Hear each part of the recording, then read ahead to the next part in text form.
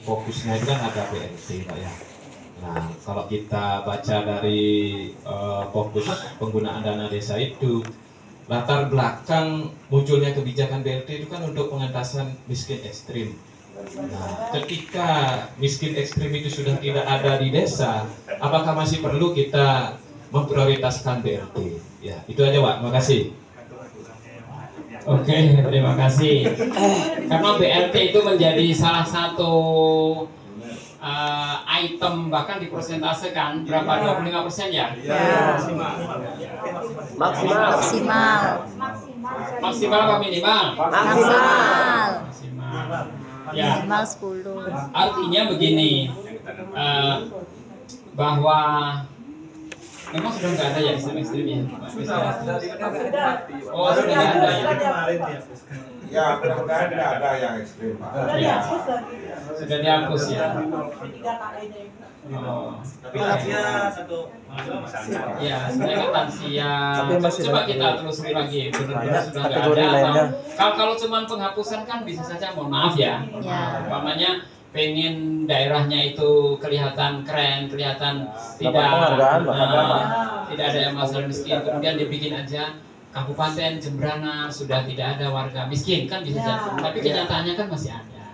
Nah itulah sebenarnya ingin dilindungi oleh negara. Jangan sampai sebenarnya mereka yang masih berhak itu tertinggalkan seperti itu. Karena urusan itu menjustifikasi mereka sudah desa ini nggak ada miskin, desa ini masih ada miskin, kadang-kadang juga terkait dengan pimpinan daerahnya juga kan, politis kan itu sebenarnya. Karena kan prestis Pak, ketika mohon maaf ketika disebutkan Kabupaten A itu masyarakat miskin masih tinggi, itu kan kepala daerahnya juga apa ya malu sih tidak, tapi merasa gimana gitu kan, ya kurang berhasil berarti loh. Anda sudah memimpin selama 5 tahun ternyata kok miskinnya masih tinggi gitu loh, kan ada yang tidak bisa menerima seperti itu. Nah, ada, jadi kadang-kadang ya sekalipun sudah ditetapkan bahwa kabupaten ini sudah nggak ada yang miskin, saya nggak yakin juga itu sudah nggak ada, betul pasti ada, karena itu juga sudah fitrah. Makanya ada anekdot yang mengatakan kalau ingin memberantas kemiskinan, bunuh saja orang miskin kan habis. Itu ada anekdot yang mengatakan gitu, tapi itu nggak benar juga. Makanya untuk memberantas kemiskinan, Bukan membunuh. kalau memberantas kemiskinan ya bunuh orang miskin, tapi itu enggak, itu guyon. Artinya bahwa kemiskinan itu fitrah ya, karena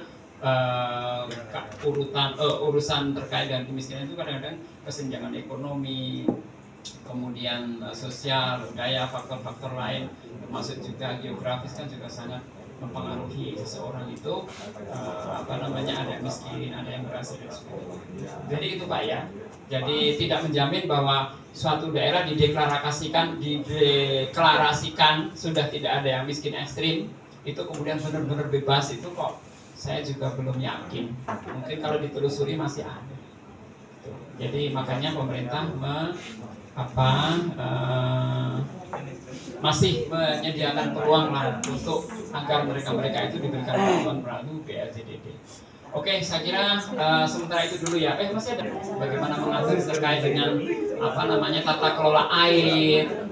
Seperti itu loh maksudnya. Jadi bagaimana ketahanan pangan, tapi juga masih mengadopsi bagaimana cara tata kelola air, tapi tidak meninggalkan substansi, tidak meninggalkan adat istiadat lokal seperti itu. Demikian juga dengan tujuan edisi yang lain, yang tanpa kelaparan, tanpa desa bebas tadi. Ya, pokoknya dari 17 desa, dari 17 SDGs itu harapannya tidak meninggalkan kearifan lokal. Pada intinya itu, makanya tidak boleh menjadi item tersendiri, tujuan tersendiri. Karena yang pertama itu karena memang itu sudah keluar dari SDGs yang ditetapkan tingkat nasional, tingkat internasional, karena itu hanya 17. Nah, tapi karena di Indonesia itu sangat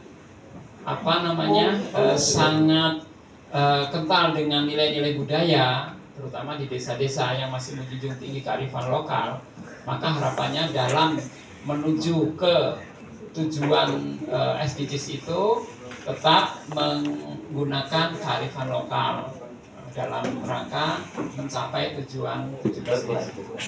Ya. Oke, saya kira cukup dulu ya. Saya akhiri. Tinggal satu lagi materi nanti oleh Pak Basir dan Bapak Ibu sudah bisa mengurus kamar. Terima kasih. Assalamualaikum warahmatullahi wabarakatuh.